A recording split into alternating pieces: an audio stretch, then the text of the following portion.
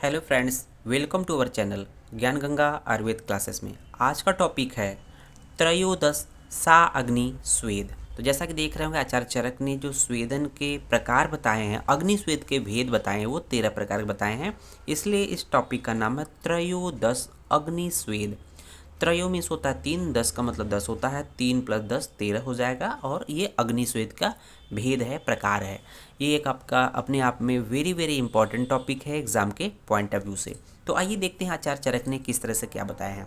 तो यहाँ देख रहे होंगे आचार्य चरक का क्या है, शंकर प्रस्तर नाड़ी परिसेक अवगाहनम जंताको अश्मघन करसु कुटी भू कुंभिकेव च कूपो होलाक इति एते स्वेदयंती त्रयोदश है। तो उन्होंने देखा है कि किस प्रकार 13 प्रकार यहाँ दिया है, त्रयोदश है।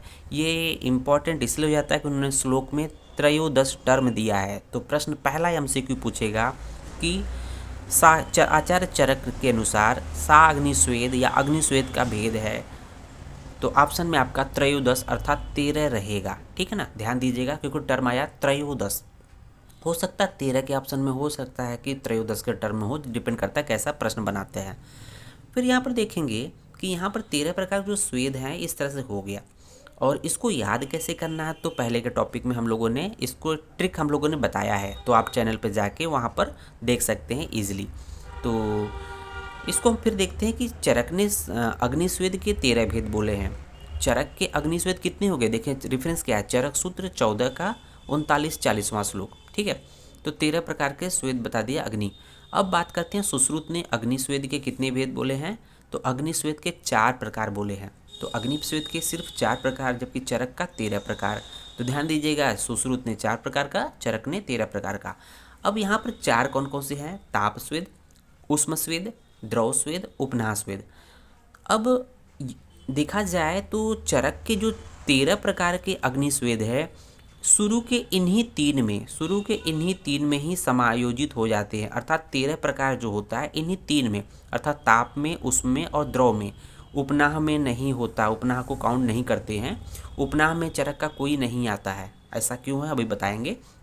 तो देखेंगे कि इन 13 में से कौन कौन ताप स्वेद में आएगा। तो हम लोग देखेंगे यहाँ पर कि शंकर प्रस्तर, जो शुरू के 2 हैं, शंकर प्रस्तर, शंकर और प्रस्तर, शंकर प्रस्तर, शंकर और प्रस्तर क्या हो जाएंगे, ताप स्वेद में आ जाएंगे। बाकी द्रव स्वेद में 2 आ जाएंगे, कौन कौन से, परिसेक अवगाह, परिसेक अवगाह, परिसेक प्लस अवगाह, अवगाहन या अवगाह दोनों एक ही चीज़ है। तो देख रहे होंगे यहाँ पर ये 2 हो गए, ये 2 हो गए, 2 2 4, 13 में से 4 गया, 9 बचेगा। बाकी रेस्ट 9, रेस्ट 9 जो है वो उष्म स्वेद में आ जाएगा। इसका मतलब कि ताप स्वेद में शंकर प्रस्तर हो गया, द्रव स्वेद में परिसेक अवगाह हो गया। पहली लाइन के 4 चीज़ें हो गई। बाकी बची हुई, चाहे नाड़ी स्वेद हो, चाहे जंताक हो, चाहे अश्मघन हो, चाहे करशु हो, चाहे कुटी हो, चाहे भू हो, चाहे कुंभिक हो, चाहे कूप हो, चाहे होलाक हो, ये टोटल 9 जो होते हैं ये उष्म स्वेद के अंतर्गत है। ताप स्वेद में 2 हो गए और उष्म स्वेद में आपके टोटल 9 हो जाएंगे और द्रव स्वेद में 2 हो जाएंगे। तो इस तरह से चरक के जो 13 साग्नि स्वेद हैं सिर्फ सुश्रुत के 3 में ही समाहित है, जबकि ये उपनाह स्वेद में कोई नहीं इंक्लूड किया, क्योंकि इस उपनाह स्वेद को चरक ने निराग्नि स्वेद में रखा है। तो चरक के साग्नि स्वेद, चरक ने, सुश्रुत ने इसको साग्नि स्वेद के भेद में रखा है, जबकि चरक ने उपनाह को निराग्नि, अभी हम लोग आगे बात करेंगे, स्वेद में काउंट किया है।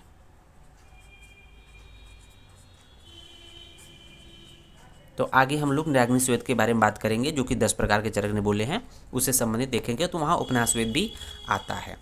तो इस तरह से हम लोग का ये चीज़ क्लियर हो जाता है। अब आइए एक एक करके हम लोग बात करेंगे, शंकर प्रस्तर नाड़ी इत्यादि एक एक स्वेद के बारे में बात करेंगे।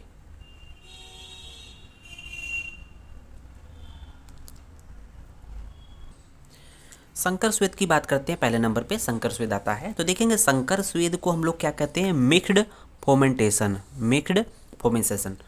तो फोमेंटेशन है।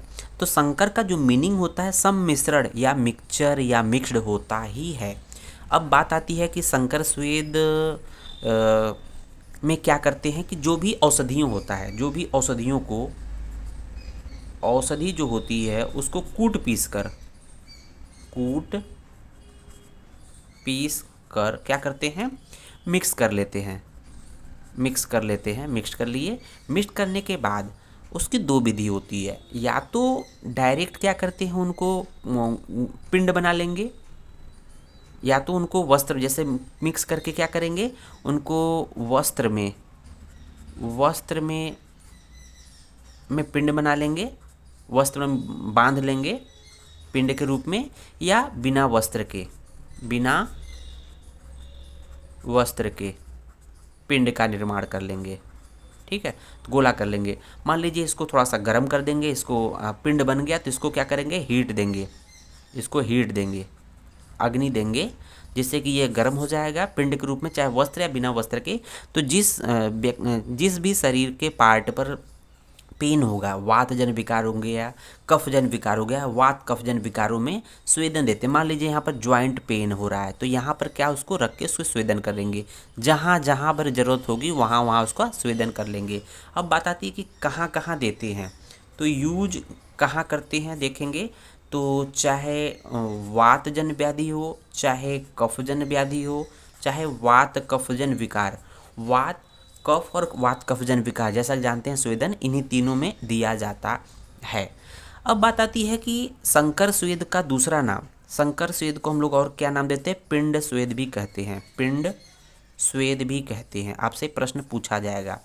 अब पिंड स्वेद के आसन, पिंड स्वेद के कितने आसन होते हैं, 7 आसन होते हैं। आसन प्रश्न आपसे बनेगा, पिंड स्वेद के आसन होते हैं 7, और संकर स्वेद का दूसरा नाम क्या है, पिंड स्वेद है। तो इस तरह से हम लोग इसको कंप्लीट करते हैं।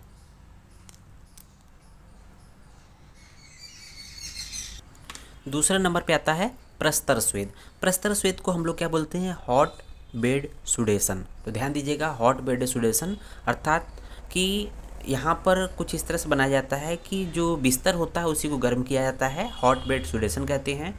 इसमें करते क्या है कि सूख धान, जैसे उसमें सूख धान में क्या कहता है, गेहूं जौ, या समी धान जिसको उड़द मूंग और चना आता है, इनमें से कोई एक क्या करेंगे, उसको उबाल लेंगे, बॉयल कर लेंगे, उबाल लेंगे, या बेसवार, गरम बेसवार या गर्म खिचड़ी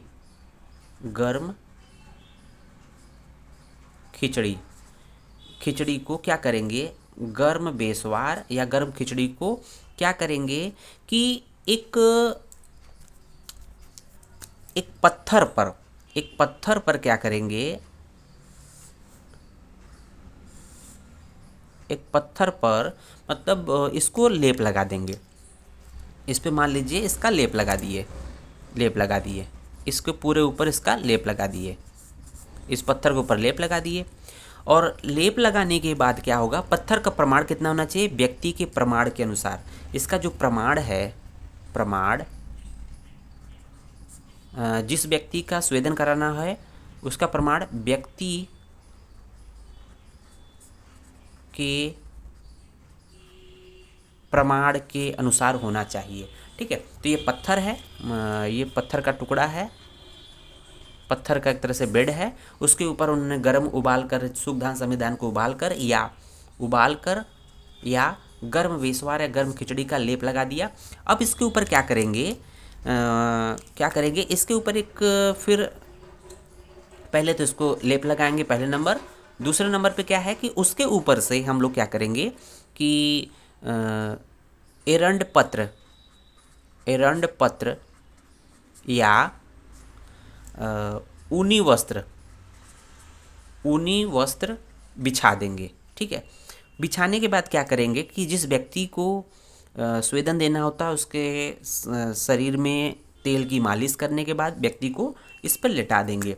व्यक्ति लेट जाएगा, व्यक्ति लेट गया, व्यक्ति लेट गया है और उसके ऊपर से क्या करेंगे, इसके ऊपर से ऊनी एड़न पत्र या ऊनी वस्त्रों को ढक देंगे, जिससे उसका प्रॉपर स्वेदन हो जाएगा।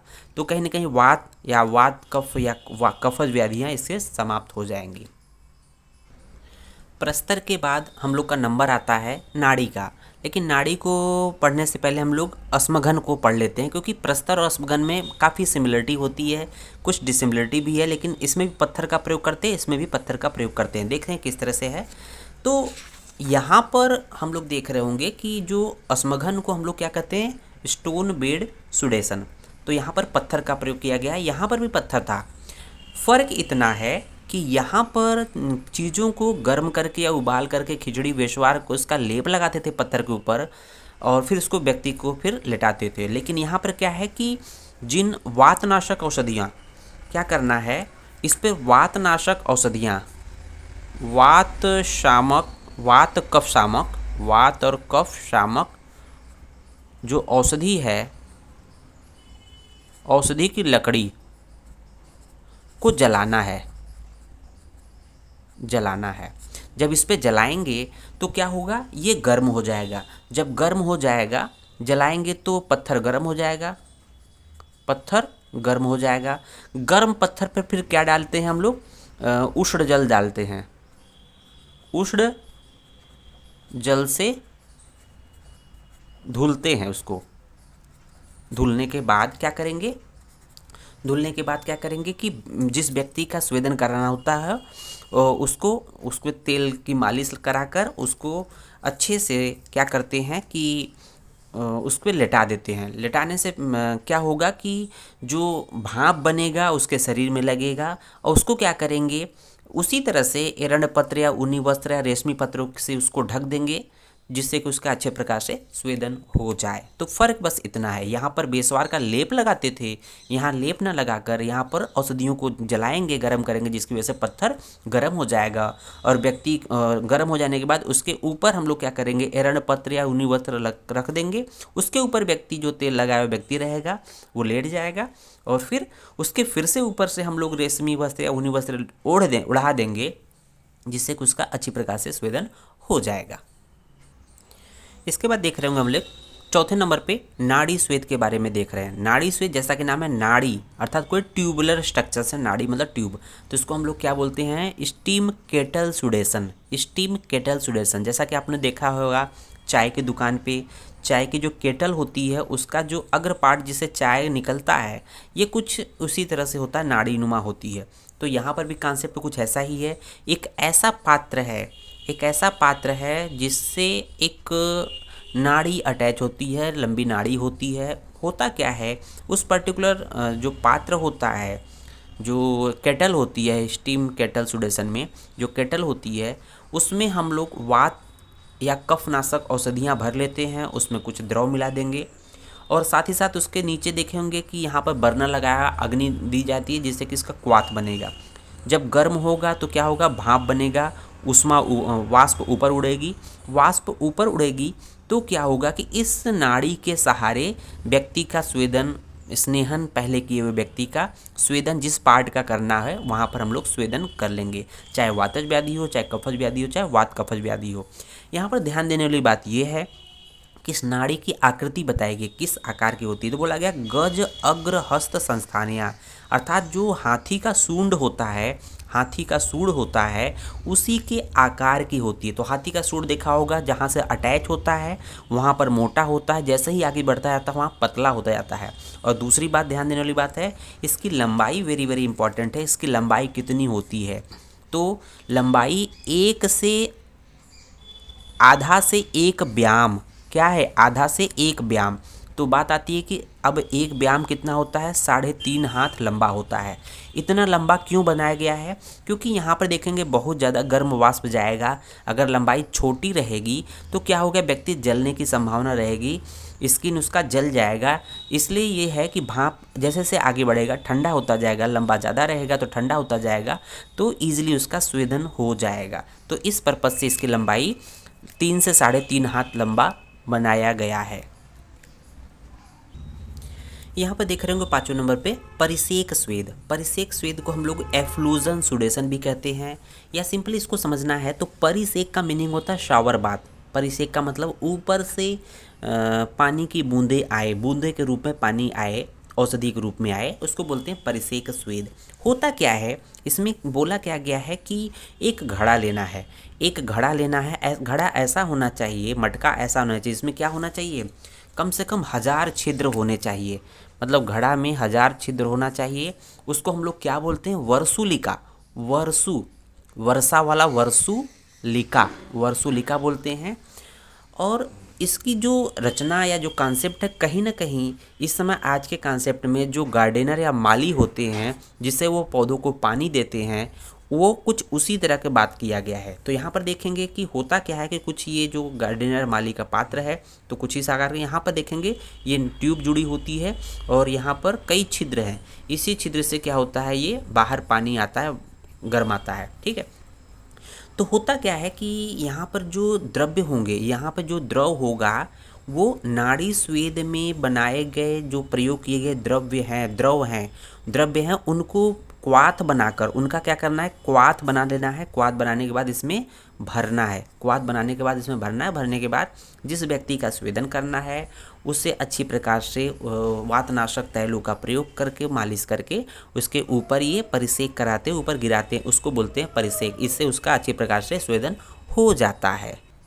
इसके बाद देखेंगे हम लोग का 6 नंबर है अवगाह या अवगाहन। इसको हम लोग क्या बोलते हैं, बाथ सुडेशन, या सिंपली अगर आज के युग में देखें तो टब बाथ। जो हम लोग का कॉन्सेप्ट है स्नान का, टब बाथ आज के मॉडर्न में बहुत लोग अपनाते हैं। तो कुछ इसी तरह के यहाँ पर इस माध्यम के द्वारा हम उसको स्वेदन देते हैं, उसको बोलते हैं अवगाहन या अवगाह स्वेद। उसमें होता क्या है कि एक टब लेंगे, जैसा कि देखते हैं, बड़ा सा टब लेंगे, एक टब ले लिया, ठीक है, ये टब हो गया। इस टब में होता क्या है कि जो द्रव भरना है, द्रव किस तरह से, वातनाशक द्रव्यों को भरना है, अर्थात जो क्वाथ बनाएंगे, औषधियों से क्वाथ बना लेंगे। क्वाथ बनाने के बाद इसमें भर देंगे तो जिस व्यक्ति का जो स्वेदन करना है उसको अच्छी प्रकार से, जिस अंग का स्वेदन करना है, संपूर्ण अंग का स्वेदन करना है, उस पार्ट को उसमें अच्छी तरह से तेल मालिश करने के बाद, स्नेहन करने के बाद उस व्यक्ति को इसमें प्रवेश करना है। मान लीजिए पूरे सर्वांग स्वेद करना है, पूरे शरीर का स्वेद करना है, तो क्या करना है, कंठ तक किस तरह से होना चाहिए, कंठ उसका मतलब कंठ तक, गले तक ये पानी उसका होना चाहिए, कुछ इस तरह से। ये नाभि है, ये पानी यहाँ तक होना चाहिए, कंठ तक पानी होना चाहिए उस व्यक्ति के।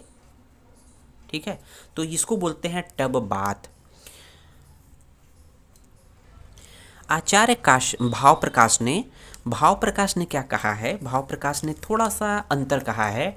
देखेंगे भाव प्रकाश ने इस पात्र के जगह पर उन्होंने कहा नौका का प्रयोग किया।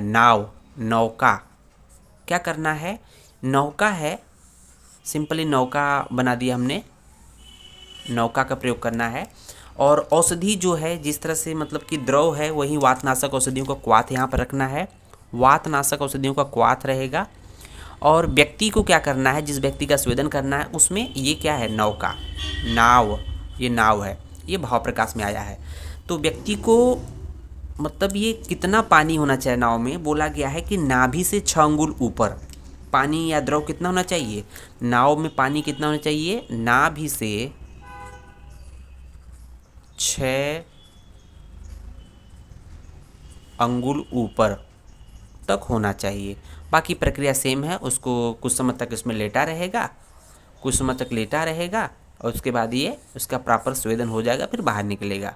तो कुछ इस तरह से भाव प्रकाश ने भी बोले हैं। इसके बाद हम लोग देखते हैं 7वें नंबर पे जेंताक स्वेद को हम लोग क्या बोलते हैं, सुडेटोरियम सुडेशन। जेंताक स्वेद अपने आप में वेरी वेरी इंपॉर्टेंट टॉपिक है। ये अलग से भी बृहत मतलब लार्ज में या शार्ट में पूछ सकते हैं। तो ध्यान रखिएगा, जनताक स्वेद वेरी वेरी इंपॉर्टेंट है एग्जाम के पॉइंट ऑफ व्यू से। इसमें होता क्या है, जैसा कि देख रहे हैं जनताक स्वेद में होता क्या है कि एक घर का निर्माण करते हैं। अभी तक क्या था कि घर की बात नहीं आई थी, यहाँ पर एक घर का निर्माण करते हैं, उसको क्या बोलते हैं, कूटागार। एक गृह का निर्माण करते हैं, कूटागार। कूटागार कैसा होता है, वो गोलाकार घर होता है। अभी तक जो घर होते हैं वो कुछ अलग होते हैं, लेकिन ये घर कैसा है, गोलाकार, गोल है, गोल घर रहेगा, राउंडेड रहेगा। राउंडेड घर रहेगा, उसकी लंबाई चौड़ाई ऊंचाई कितनी हो जाएगी, तो चौड़ाई और ऊंचाई देख रहे होंगे। इस घर की ये हम लोगों ने घर बनाया है, रेड कलर से घर बनाया, ये गोला राउंडेड गोल है, ये राउंडेड है, ठीक है। इसकी चौड़ाई और ऊंचाई कितनी होती है, 16 अरतनी। 16 अरतनी मतलब 16 हाथ मैक्सिमम होती है। अब और खासियत क्या होती है इस घर की या गोल घर की, क्या होती है, कूटागार जिसको कहते हैं, उसमें अनेक छिद्र या वातायन होते हैं। तो देख रहे होंगे बहुत से छिद्र हम लोग ने बनाए हैं इसके चारों तरफ। इसके चारों तरफ बहुत से छिद्र होते हैं, चारों तरफ छिद्र होते हैं, जिससे कि वाष्प निकले, वातायन जिसको कहते हैं, जिससे कि एयर इसमें एंट्री कर सके और बाहर भी जा सके। और साथ ही साथ क्या करते हैं कि यहाँ पर एक दरवाज़ा भी होता है, घर में एक दरवाज़ा भी होता है, जिसमें एक तरफ से एंट्री होगी, गोल गोल घूमते हुए बाहर निकलना है। तो कैसे होता है बताते हैं।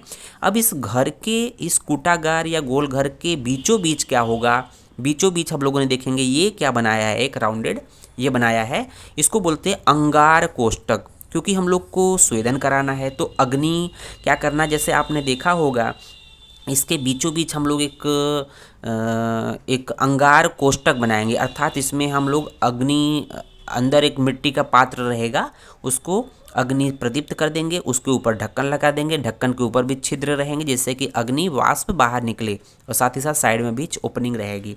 तो ये कवर रहेगा बीचों बीच। इसका प्रमाण कितना होता है, 4 हाथ लंबा जो है इसका, 4 हाथ लंबा इसकी चौड़ाई होती है, और साथ ही साथ ऊंचाई कितनी होती है, पुरुष के प्रमाण के बराबर। जिस व्यक्ति का स्वेदन कराना हो उसी के प्रमाण के ऊंचाई का ये ऊंचाई होती है, अंगार कोष्टक। तो ध्यान दीजिएगा, कूटाकार घर है जो गोल होता है, और इसके बीच में क्या होता है, अंगार कोष्टक जो कि गोलाकार होता है। इसमें भी वातायन अनेक छिद्र होते हैं। इसमें वातनाशक और कफनाशक औषधियों को जलाते हैं, जलाने के बाद क्या करते हैं, इससे वाष्प निकलता है, वाष्प क्या, इस पे अग्नि निकलेगी। और क्या करना है, व्यक्ति को, जिस व्यक्ति का स्वेदन कराना होता है उसको तेल की मालिश कराकर, उसको वस्त्र से उड़ाकर, वस्त्र से ढककर एक दरवाजे से एंट्री कराएंगे। ऐसे ही उसके चारों तरफ, इस कूटा अंगार कोष्टक के चारों तरफ गोल घर में घूमते घूमते फिर इसी से निकल जाएगा। तो इस तरह से घूमते हुए निकल जाएगा, उसका प्रॉपर स्वेदन हो जाएगा। तो ध्यान दीजिएगा, वेरी वेरी इंपॉर्टेंट है जनताक स्वेद। नेक्स्ट देखते हैं 8वां, करसुई स्वेद। करसुई स्वेद को हम लोग क्या नाम देते हैं, ट्रेंच सुडेशन। ट्रेंच सुडेशन, इसमें क्या करना होता है कि ज़मीन के अंदर एक गड्ढा खोदना है। तो हम लोगों ने क्या करा है, गड्ढा खोद दिया है, गड्ढा खोदा है, गड्ढा खोदा है। तो उसमें क्या करना है कि उसमें कुछ जल, जिस वातनाशक औषधियों या कफनाशक औषधियों का जो अंगारे होते हैं, जो कि बिना धुएं रहते हैं, धूम रहित अंगारों को उसके गड्ढे के अंदर डाल देना है। जब अंगारे इस गड्ढे में पड़ जाएंगे तो उसके ऊपर हम लोग क्या करेंगे, एक खाट, जो व्यक्ति होता है उसका खाट इसके ऊपर रख देंगे।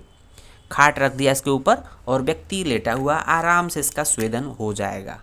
तो व्यक्ति लेटा हुआ है, इसका स्वेदन आराम से हो जाएगा। तो जब तक स्वेदन ना हो तब तक व्यक्ति लेटा रहेगा। नेक्स्ट देखेंगे कुटी स्वेद, 9वें नंबर पे है, जिसको हम लोग केबिन सुडेशन कहते हैं। तो देखेंगे करसु और कुटी में बेसिक डिफरेंस क्या है। समानता वही है कि इसमें भी खाट का प्रयोग किया गया है, इसमें भी खाट का प्रयोग करना है, लेकिन यहाँ पर क्या करना है कि यहाँ पर उसके नीचे गड्ढा खोदा गया है। जबकि इस केस में कुटी स्वेद में क्या है, कुटी में क्या करा है, गोलाकार घर बनाना है। तो एक गोलाकार घर बनाना है, एक गोलाकार, बहुत छोटा सा, बहुत बड़ा नहीं, गोलाकार घर बनाना है। और उस घर में कोई भी ओपनिंग, वातायन नहीं होगा, वातायन नहीं होगा, या छिद्र नहीं होंगे, छिद्र नहीं होंगे, मीन्स दरवाजे रहेंगे, छिद्र नहीं होंगे। तो क्या करना है, और उसके भीतरी भाग पर वातनाशक औषधियों का लेप करना है। भीतरी भाग, दीवार पर वातनाशक औषधियों का लेप करना है। भीतरी दीवार पर वातनाशक औषधियों का लेप कर दिया। फिर लेप कर दिया तो क्या होगा कि यहाँ पर एक खाट रखना है। देखेंगे इसमें भी खाट का प्रयोग हुआ है। तो एक खाट रखना है, खाट रखना है। इस खाट के नीचे, इस खाट के नीचे क्या है, एक बोरसी रखनी है। बोरसी का मतलब क्या है कि अंगार रहित, धूम रहित अंगार, एक धूम रहित अंगार रखना है जिसमें अग्नि हो, धुआं न हो, तो उसको बोलेंगे धूम रहित अंगार। और ये खाट है, इस पे व्यक्ति आराम से लेट जाएगा और स्वेदन इसका हो जाएगा, कुछ इस तरह से। यहाँ पर देखेंगे 10th नंबर पे है भूस्वेद या ग्राउंड बेड सुडेशन। जैसा कि नाम है ग्राउंड बेड सुडेशन, और इससे पहले हम लोगों ने अस्मघन स्वेद देखा था। तो अस्मघन में क्या था, पत्थर का प्रयोग किया गया था, पत्थर का प्रयोग किया गया था। अगर पत्थर की जगह पर यही पूरी की पूरी प्रक्रिया अगर ग्राउंड अर्थात भूमि या जमीन पे की जाए, भूमि पर की जाए, तो उसको बोलेंगे भूस्वेद या ग्राउंड बेड सुडेशन। पूरी प्रक्रिया जो अस्मगन में है उसको हम लोग अगर ज़मीन पे करें, समतल ज़मीन पे करें, तो उसको बोलेंगे भूस्वेद सुडेशन या भूस्वेद विधि। नेक्स्ट देख रहे होंगे कुंभी स्वेद अर्थात पीचर बेड सुडेशन। पीचर मीन्स होता है घड़ा। तो इसमें होता क्या है कि एक कुंभी मतलब एक घड़ा लेंगे, देख रहे होंगे ये क्या है, घड़ा, घड़ा है, ठीक है। खासियत क्या है कि ये घड़ा जो है इसमें वातनाशक औषधियाँ, वात शामक जो भी औषधि है प्लस द्रव भर लेंगे, द्रव भर लेंगे, वातनाशक औषधि प्लस द्रव भर लिया इसमें, ठीक है। अब इस घड़े को जमीन के अंदर गाड़ देना है। तो इसका कितना भाग, इसका आधा या 1/3 भाग जमीन के अंदर रहेगा। क्या है, जमीन के अंदर, जमीन में रहेगा। अब इतना हो जाएगा तो क्या करना है कि इसके ऊपर एक पत्थर, एक बिस्तर रखना है, एक खाट रखना है। जैसा कि हम लोग देखते हैं एक खाट रहेगा, ठीक है। ये खाट है, मतलब इस घड़ा का मुंह नीचे रहेगा और खाट ऊपर रहेगा। होगा क्या कि व्यक्ति, जिस व्यक्ति को स्वेदन करना वो व्यक्ति आराम से इस पर लेटा रहेगा, लेटा रहेगा, ठीक है, लेट गया है। अब क्या करना है कि एक पत्थर के टुकड़े को, तो पत्थर का टुकड़ा, गर्म पत्थर या लोहे का गोला, लोहे का गोला गर्म करके इसमें डाल देना। डालेंगे तो क्या हो जाएगा, भाप खूब निकलेगा। जब वाष्प निकलेगा, भाप निकले, तो इसका प्रॉपर स्वेदन हो जाएगा। तो ये है आपका कुंभी स्वेद विधि। उसके बाद देखेंगे 12वें नंबर कूप स्वेद। इसको हम लोग हैं पिट सुडेशन। पिट मतलब होता है गड्ढा। तो सिंपल सी बात है कि हम ऐसे जगह पर एक गड्ढा खोदेंगे जहाँ पर हवा कम से कम चलती हो और अन्य सुविधाएं मिल सके। तो वहाँ क्या करते हैं, एक ऐसा गड्ढा खोदते हैं, इस एक खाट के गड्ढा खोदेंगे जिसकी लंबाई और चौड़ाई, लंबाई प्लस चौड़ाई, लंबाई और चौड़ाई क्या होगा, खाट के बराबर होगी, खाट के बराबर। लेकिन जो गहराई होगी, ये गहराई जो है, जो गहराई लंबाई के, खाट के लंबाई के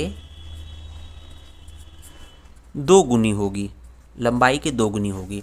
जब ये गड्ढा खुद गया अर्थात उसका प्रमाण जान लिए, तो उसमें क्या करेंगे कि इसमें डालेंगे क्या, इसमें गोबर डालेंगे, गोबर डालेंगे। तो इसमें गोबर किसका होगा, ऊंट का, गधे का, घोड़े का इत्यादि का जो है गोबर डालेंगे। गोबर डालने के बाद इसमें आग लगा देंगे। अभी खाट ऊपर नहीं रहेगा।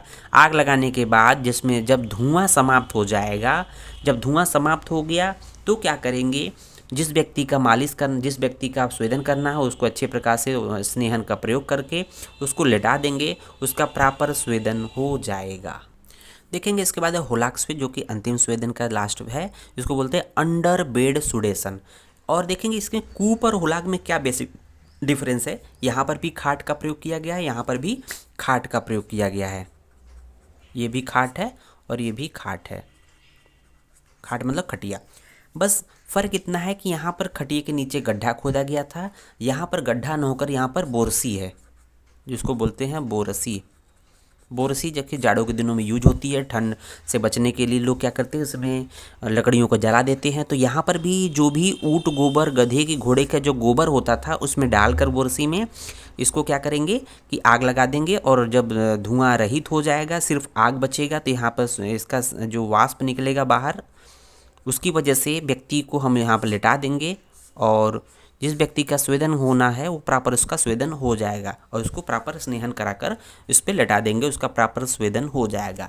तो इस तरह से ये हमारा 13 प्रकार के अग्निस्वेद का चैप्टर कंप्लीट होता है। धन्यवाद।